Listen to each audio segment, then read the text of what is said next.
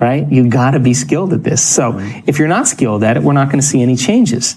So imagine 500 people or 450 people coming to an event, a workshop, and we are going to help them cross that river and to become conscious of their unconscious thoughts. You know, the ones that say, you can't, it's too hard, this will never happen, I can't change, I'm too this, I'm too old, I'm too that. And if they're given the right understanding and the environment is set up where they can begin the application of that. And I have looked at over 1,000 brain scans of people in meditation. And I can tell you that you and I are at our absolute best when we get beyond our analytical mind. When we get beyond ourselves. That's the moment that the brain gets so organized and so coherent. The front of the brain's talking to the back of the brain, the right side of the brain's talking to the left side of the brain. There's this synchronization, this psychic union going on. Like a flow. And the person has tears of joy rolling down their face. That gestalt moment, that transcendent event for the person is completely subjective. But my interest is measuring that subjective experience. Sure. And we're capturing amplitudes of energy in people's brains that are 26,000 to 40,000 times normal during that experience. Now, they can't make their brain do that. It's happening to them. And the inner event that's happening to them is more real than any past event. And that's the moment I know their belief is changing. I think there's a strong intellectual division going on in the world right now because some people are holding on to old paradigms and old beliefs. And look, if we're measuring normal, we're going to get normal. I mean, for years, the idea that you couldn't grow new brain cells or couldn't change the brain in some way, that was a belief. And you know why? Because the scientist that was doing the experiment was studying rodents in an unchanging environment. How could there ever be any new connections or new circuitry or new brain cells if there's no new experiences? So I think in the age of information, in the age of technology, ignorance is a choice. And people are beginning to go, hey, I don't need my doctor to tell me about this. I can get on the internet and read it. Hey, I'm going to read a book on quantum physics and I'm going to ask the mysterious questions. I'm going to step outside of convention myself.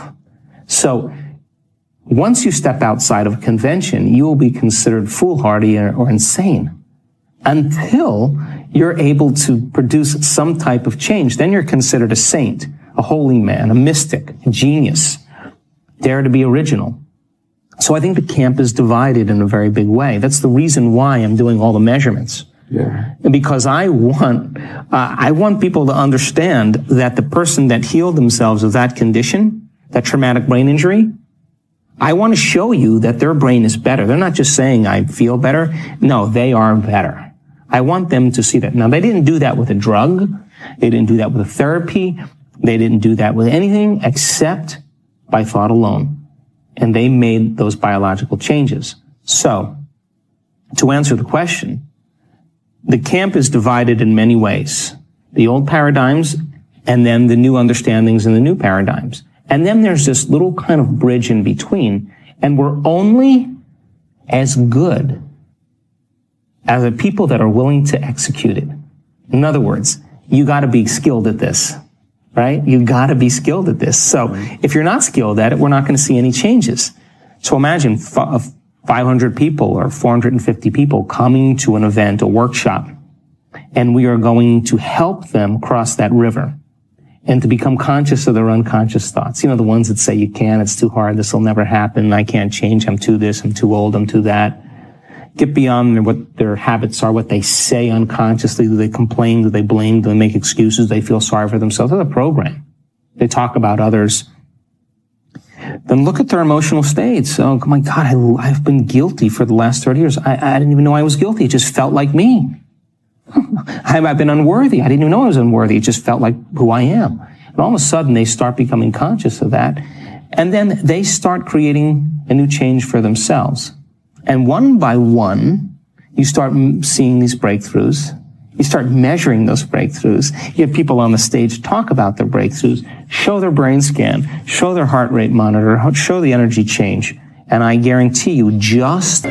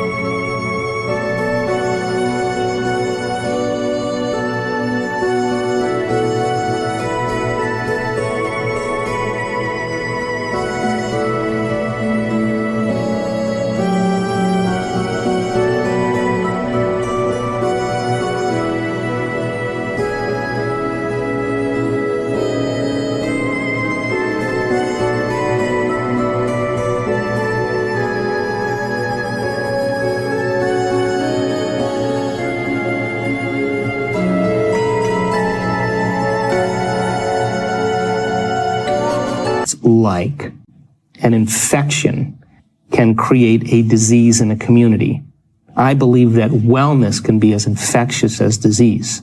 And you start seeing traumatic changes happening in a small community of people who are outside of the conditioning of their environment. The science has to be done to measure it, but the measurements are only as good as our students. And if they're not doing the work, if they're not developing the ability to sustain brainwave states, if they're not getting beyond their analytical mind, because what separates the conscious mind from the subconscious mind is the analytical mind. And if a person doesn't get beyond their analytical mind, they'll still think within their belief. And I've measured enough brains to tell you is that when you think within your belief, or you think within those limited emotions, you are going to make your brain worse, without a doubt. It's only when you transcend that analytical mind, you start falling in to those subconscious programs and you begin to step into the autonomic nervous system where you can change your chemistry and your biology. So then if our students aren't good at doing that, then it's still a philosophical concept, pie in the sky principles. But what we want to do is we want to give people the knowledge, the information, and blend the sciences of possibility, whether it's quantum physics or neuroplasticity or neuroendocrinology or epigenetics or whatever it is, hormonal changes. Psychoneuroimmunology. We want to give them the information and have them reason it. We want them to be able to turn to someone next to them and explain what they just learned so they wire it in there. Sure. We want to give them the instruction and have them review the instruction, and then we want to put them into the experience. Not everybody is going to have the experience, but all we need is a few. And if that person or a series of people have that experience, that transformation,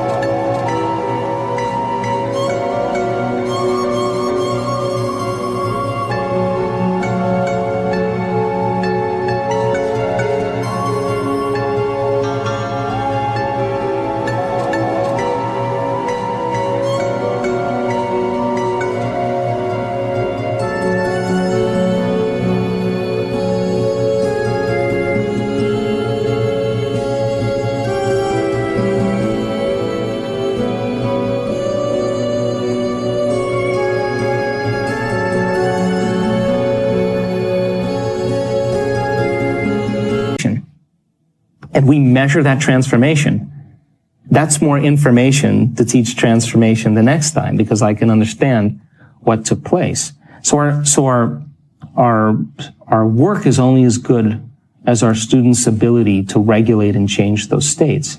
But I do know that if you give people the opportunity and they have enough times in their environment to apply it, you'll start seeing those transformations occur. And now we're stepping outside the paradigm of the human beings are limited, they're powerless, they need these external things to take care of them. I think it's time that we start taking a little bit more responsibility for these things and seeing if we're able to do it in a practical, measurable way. We're doing everything we can to say, are we doing this right, you know? But we are capturing anomalous things. Awesome. And those anomalous things are causing people to scratch their head. I mean, as an example, you'll see a strip chart on a brain scan and you'll see like, oh, that's beta. Oh, that's alpha. Oh, there's theta going on there. Oh, a little gamma there. But when you're studying a brainwave and all of a sudden if you took a group of Crayola crayons and you went like that and it just looked like a snowstorm where you couldn't see any measurements, how are you going to measure that? We had to go through this whole process of figuring out a way to measure the amount of energy in a person's brain, their entire brain when that occurs. And so we've had to figure out ways for understanding, because we're measuring the supernatural, to just go, wow, that's a lot of energy in a person's brain. Have you ever seen that before? No. That looks like it could be a seizure. Oh, really? Well, that person's wearing an HRV monitor. If they're having a seizure, their heart would be going crazy. But for 1 hour, their heart is in absolute love. That's anomalous. It only takes a few of those, and you start scratching your head and saying, well, God, we've been so conditioned. We're studying normal so much. We're studying depression. We're studying anxiety, cyclic mood problems, traumatic brain injuries. We're studying normals. And I'm not interested in normal. I'm not interested in natural. I'm interested in supernatural and supernormal. And that stuff means that if that person once, twice, 3 times, we're seeing it over and over again. We're seeing a trend now. Well, if it's happening over and over again, then we know that something is possible for a human being. And when you see those energetic changes in the brain in a person who's had uterine fibroids or chronic pain or serious depression, in one meditation, come out of that meditation and be healed, that's because the inner event was real. They were having a full-on sensory experience without their senses. And that's the transformation.